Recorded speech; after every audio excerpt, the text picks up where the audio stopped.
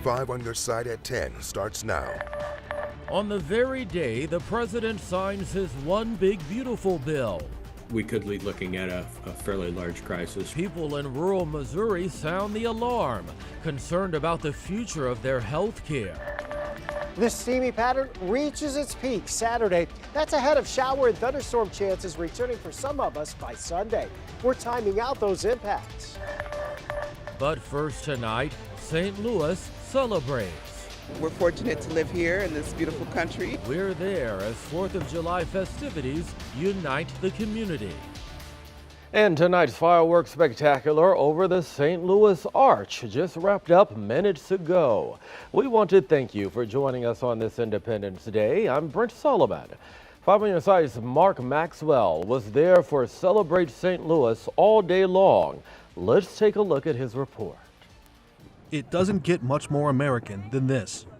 Under a monument to westward dreams, the skies of St. Louis danced in tribute, not only to independence, but to belonging. Thousands watching in awe, the majestic scene reflecting off the mighty Mississippi.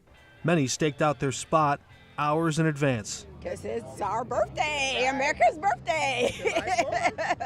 Karen hosted her friend Denise in town from San Diego. This is my first trip here, so I'm looking forward to the celebration. Others came from even farther away. And you're from? France. Back home, the Eiffel Tower will sparkle for Bastille Day next week, but tonight, Elise and Joey found a front row seat to America's celebration, dressing the part, soaking in the spectacle. Yeah, we try to look like American. Two au pairs halfway around the world swept up in the spirit of freedom. Yes, the fireworks will be very nice, so Yeah. we are there for that. The riverfront drew all kinds to our camera, even one unassuming, aspiring reporter. This just in, it's very hot outside. So hot, his service dog Boone wears special shoes to shield from the scorching pavement. Why endure all this heat? It's extremely special to me because the sacrifice that the American soldiers made at Valley Forge is the only reason why this country even exists. Retired paratrooper Chris Labonte now helps fellow veterans use comedy to fight their battles with mental health. I haven't celebrated 4th of July in probably 4 years, 5 years, so I'm just excited to see everything. Why is that? When you get out of the military, you lose your family, you lose your friends, and you become isolated, and that's what this whole get-together and organization is all about fixing. This day is a reunion with his newfound brothers in red, white, and blue. It's incredible, and to be able to have everybody partake in the celebration of that sacrifice, it gets my juices going. That sense of celebration filled the skies and young eyes with bright flashes of awe and inspiration. The kind that unites us all. People from as far away as the West Coast, as far east as our first allies across the Atlantic, or those who would deploy even farther in uniform, gathering under the gateway to the West. It gives us time to celebrate and how wonderful America is. And we're fortunate to live here in this beautiful country and be free, and that's what it's all about. Yes, it certainly is. Mark Maxwell reporting. Well, city police say 2 minors are in custody for setting off fireworks downtown. This happened near 9th and Chestnut. Police also seizing fireworks from several adults in that same area last night. Tonight, St. Louis police made 9 arrests. 8 of those involve minors. Police will have more officers patrolling downtown through the night. If you enjoy the fireworks outside tonight, you felt the warmth outside, and the heat isn't going anywhere anytime soon. No, it's a very warm night, Brent. I'm going to jump in here because I just want you to look at this. This is the finale of the fireworks tonight. You're looking live at it as it's happening under the Gateway Arch tonight. What a spectacular fireworks show this evening. That's gone on for about 25 minutes. That's pretty impressive. Of course, these fireworks in the foreground are probably the illegal ones that the police will be responding to. But we have the Superman drone show. You watched it live on 5+ before the newscast. Really nice stuff down under the arch tonight. Still in the 80s at this hour. 85 at Lambert. Feels like 87 degrees. And here's the thing. The wind's very light out of the south. So that fireworks smoke, well, it's going to kind of settle around and drift to the north tonight. That means air quality issues in the areas where fireworks have been set off will be localized in that orange category for a little bit. Patchy smoke around through early tomorrow. Then once the breeze picks up, we'll redistribute that and clear things out. We'll talk more about the rest of the weekend and the rain chances arriving on Sunday in a few minutes, Brent. All right, Scott, we're going to see you then. Developing tonight, a 17-year-old is dead after a shooting in Alton. Police were called to Oakwood Avenue around 2 this morning, and that's where they found that teen shot. Police say they have a person of interest, but so far no word if anyone is in custody. The victim's name has not been released. Tonight, Illinois State Police investigating after a body was found in the Metro East. 2 kayakers found someone in a lake at Frank Holton State Park today. Police are still trying to figure out how that person died. No word yet on that person's identity. Tonight, 5 people are home after having to be rushed to a hospital when a car slammed into a fireworks stand Thursday. It happened at a Walmart parking lot in Festus.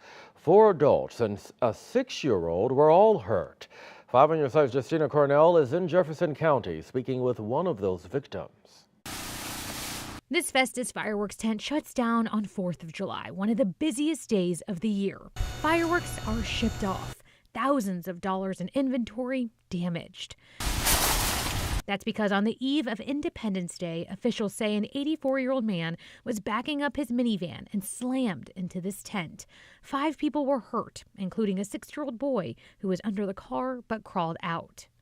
My injuries were concussion. They x-rayed my leg. It wasn't broke. They think that maybe it's possible to have some ligament and tendon issues. These are the injuries Christopher Warnke faces after getting hit by the minivan. I was thrown 15 feet. He was buying fireworks for his children. As he was paying, he heard tires screech. By the time I looked at it, there was a table, a tent coming in at the same time, and the register flying, and his car just nailing my whole right side. And he was thrown to the other side.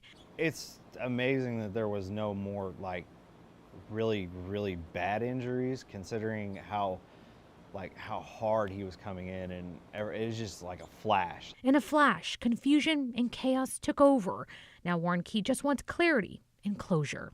I just hope everybody makes it out of this okay. It's just, I don't have any ill will or ill thoughts or anything along the lines of the driver. Clarity is just one of those things that we need to figure out what happened, because it was just a weird accident that nobody has an explanation yet of. And we're hoping that we actually get some. Justina Cornell reporting. Missouri State Highway Patrol is now investigating how this happened. Right now, they do believe it was an accident. Right now, police are investigating a crash that shut down I-70 for an hour today. It happened around 1 this afternoon near Adelaide Avenue in North St. Louis. We're still waiting to hear from police about what led up to that crash or if anyone was hurt. Tonight, St. Louis police need your help finding 3 suspects wanted for a murder in Dutchtown. Police released these photos of those suspects. They say they were involved in the shooting death of Jesse Woods back in April. Friends say he was walking to a gas station near his home to get ice when he was killed. Anyone with info is asked to call police. 2 local groups are coming together to help people impacted by the May 16th tornado. The Boys and Girls Club of Greater St. Louis and Impact Together STL will hold a relief drive tomorrow. It will be at the Herbert Hoover Club. That's on North Grand Boulevard from 11 a.m. until 3 p.m. They will have hot meals, bottled water, and toiletries all on hand. Just hours ago, President Donald Trump signed his Big Beautiful Bill into law. The president had set today as his deadline for getting that bill signed. He signed it at the Military Family Picnic at the White House. And that bill includes trillions in tax cuts and funding for border security. It also gets rid of taxes on tips and overtime and adds a child tax credit. The measure defunds Planned Parenthood. We made promises, and it's really promises made, promises kept, and we've kept them. This is a triumph of democracy on the birthday of democracy, and I have to say that the people are happy. Democrats say the policy will raise the national deficit by trillions. The bill includes massive cuts, by the way, to Medicaid and food stamp programs. And that's worrying some people in rural Missouri who are speaking out tonight. Ryan Gamboa explains the impact. Dinner time in Harrisonville draws a crowd. Willie Ogden drove from Garden City, Missouri. 10-15 minutes. What he really came to do was pick up his mom from Cass Regional Medical Center. She just had some stomach issues, we'll put it like that. Jessica Thomas is eating for two. She's expecting a new baby in November. We are very excited. We prayed for this one. Thomas tells me she's a Medicaid recipient.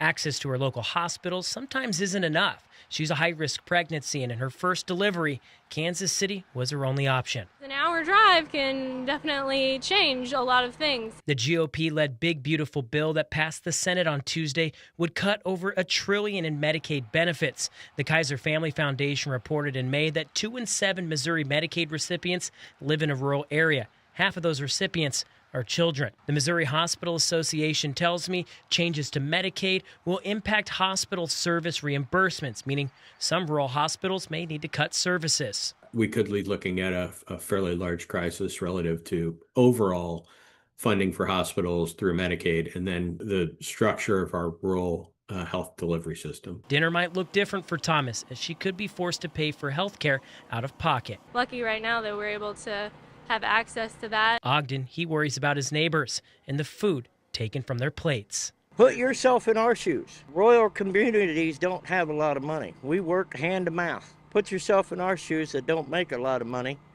and maybe you'll understand something.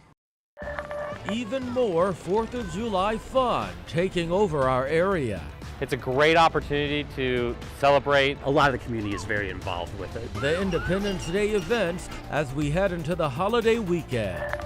Rinse and repeat is the theme for Saturday. Heat and humidity hanging tough.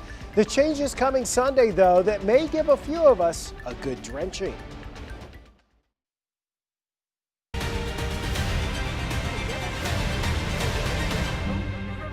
Visit togethercu.org.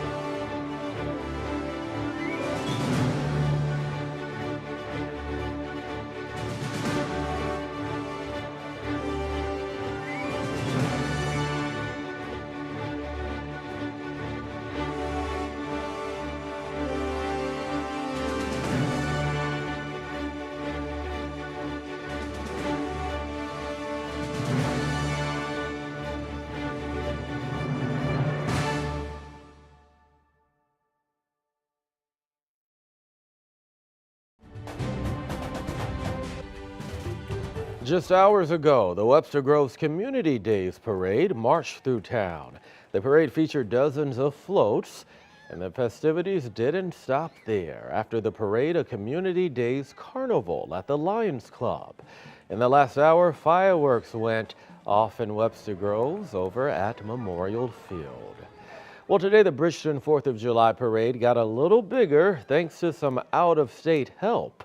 A Minnesota high school traveled to participate in the parade there. Organizers say they believe it's the first time they've ever had an out-of-state school in the event. The parade started on Lockport Drive and went all the way to Machinist Hall. Well, for more than 30 years, families in O'Fallon have celebrated the 4th of July pretty big, and that didn't stop today. 5 on your side's Travis Cummings is in St. Charles County with a closer look.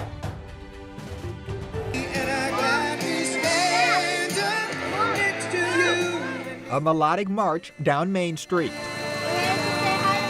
Yeah, we absolutely love the O'Fallon Parade. This is year 3 for John Scardina and his family. It's a great opportunity to celebrate the 4th of July, Independence Day, and obviously grab a bunch of candy for the kids, so we love it. For them, the Freedom Fest Parade is tradition and a way to show appreciation to their hometown heroes. Flags and floats are the centerpiece. We're able to support our first responders, community members, the bands even, the schools. The 2-mile route, in place since 1994, draws thousands dressed in red, white, and blue, cheering for patriotic floats and performers vying for cash prizes and trophies. Young people lead the way. I am here to watch my grandkids in the parade, and we've been coming here for years, many, many years, and enjoy all this beautiful scenery and all the nice people around us. And the parade, just the icing on America's birthday cake, with a carnival to follow. A small town with a big allegiance. Happy 4th of July! Travis Cummings, 5 on your side. And the fireworks in O'Fallon is getting underway as we speak. The festival there continues tomorrow from 4 until 10 p.m.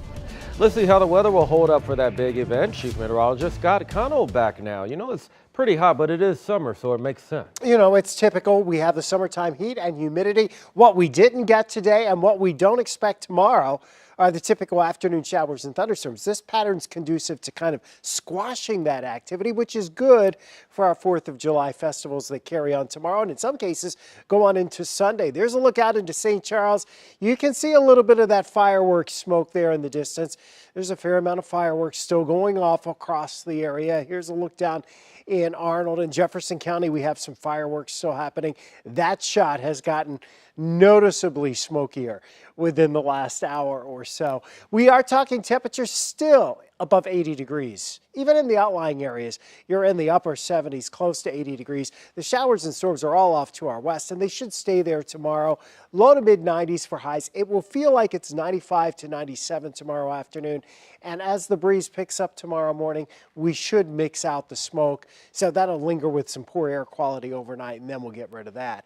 Tomorrow, thicker clouds are out over mid-Missouri. Maybe some isolated afternoon showers are far western areas. We're talking west of the Warren County Fair. We're talking west of Sullivan. I don't think most of that's going to make it anywhere close to St. Louis. We're going to talk temperatures that are still in the 90s tomorrow. But as we head into Sunday, there's a little extra cloud cover into the mix. There is a boundary approaching from the north and west. And while you can't completely rule out a morning shower or thunderstorm, the better chances of seeing scattered showers and thunderstorms will happen during the afternoon and early evening hours on Sunday. It doesn't appear as though there's much of a severe weather threat, but having said that, there will be some downpours. And out of a few of the storms, when those downpours collapse, you could get some gusty winds. Some of us will need rain gear on Sunday, but not all of us. And again, it's not expected to be widespread rain for everybody, just some of us. 93 degrees for the high today.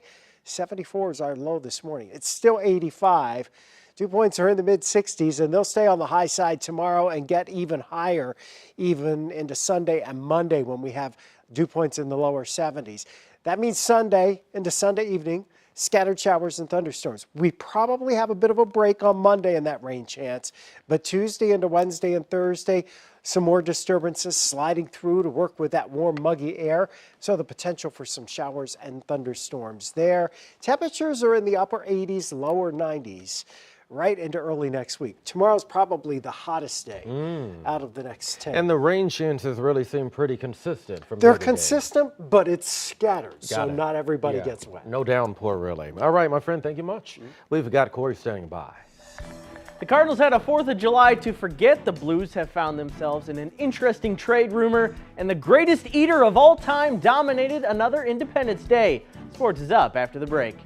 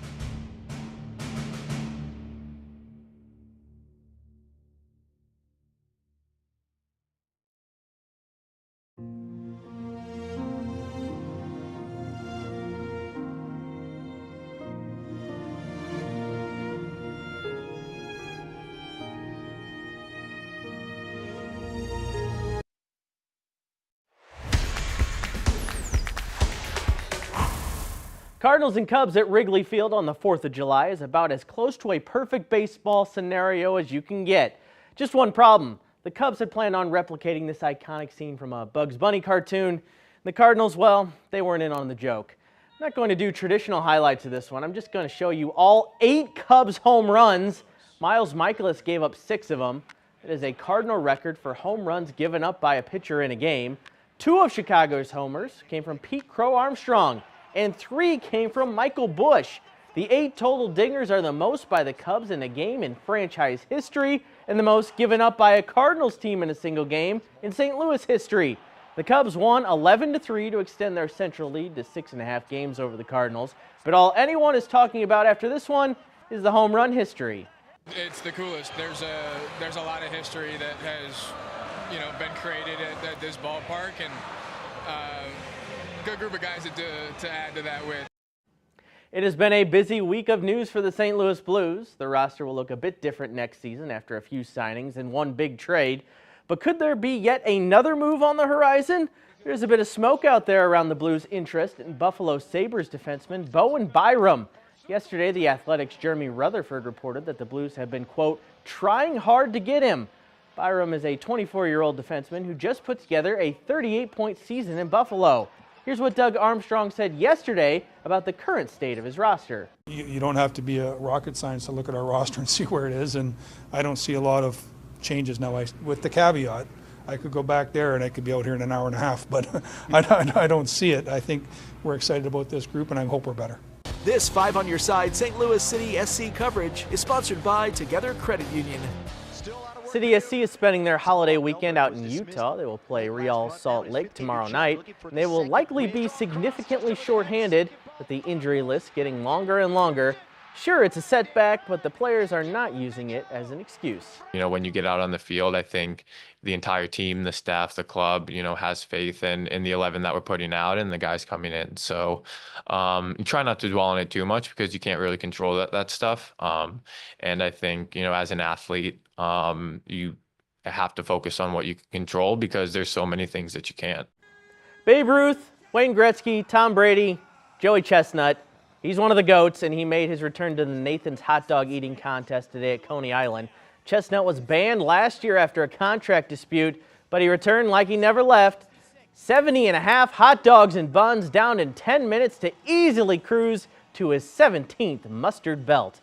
Showing up is the hardest part sometimes, and but I love being here. And as soon as I found out I was coming, my body, it was easy to train, and I love doing it, and I love pushing myself and beating the heck out of people. It's the 4th of July, so I have to break out my annual throwback. 1986, Michael Jordan and other NBA stars put on a show under the arch. Doesn't that sound like an insane sentence? Look at some of these moves, too. MJ, Dominique Wilkins, Patrick Ewing, others. They all gave folks a holiday memory for a lifetime. Now, Art Holliday was actually a referee in that game. I asked him once, I said, now, did you blow the whistle? Did you call some fouls on Michael Jordan? And no. You can't do that. No, he did not. Nope. He absolutely did not call any fouls on Michael Jordan. Just let Michael Jordan have it, man. Very good. Corey, thanks for that. Well, still ahead, an amazing new exhibit. See the City Museum's latest and biggest attraction. 5 on Your Side news director and former Today in St. Louis anchor Art Holliday. Speaking of him, he's retiring after 46 years. You're invited to a lighthearted roast to celebrate. It's July 15th at the Missouri History Museum. Join us for happy hour at 5. The program is free. It starts at 6:30.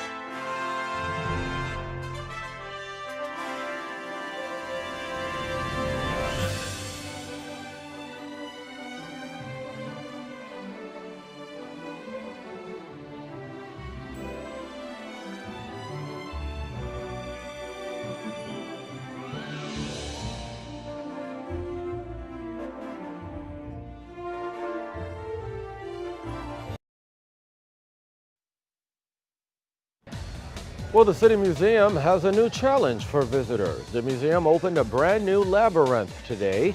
It's the most expansive exhibit on the museum's 4th floor. Museum employees say it's made out of repurposed materials like old syrup tanks, Twinkie pans, and salvaged glass from the St. Louis Central Library. Access to the labyrinth is included with general admission. And very quickly, Scott, I do want to find out, because we've got a holiday weekend here. How are we looking? Pretty much steamy. Same old thing again tomorrow as today. Temperatures are in the mid-90s, feeling like it's closer to 100 at times tomorrow afternoon. Then we'll have a chance for some scattered showers and storms by Sunday afternoon. All right, keep that water on hand. My friends, we hope you had a great 4th. That's all of our time. Remember, we're always streaming on 5+. We leave you now with a look at the fireworks spectacular from tonight's Celebrate St. Louis.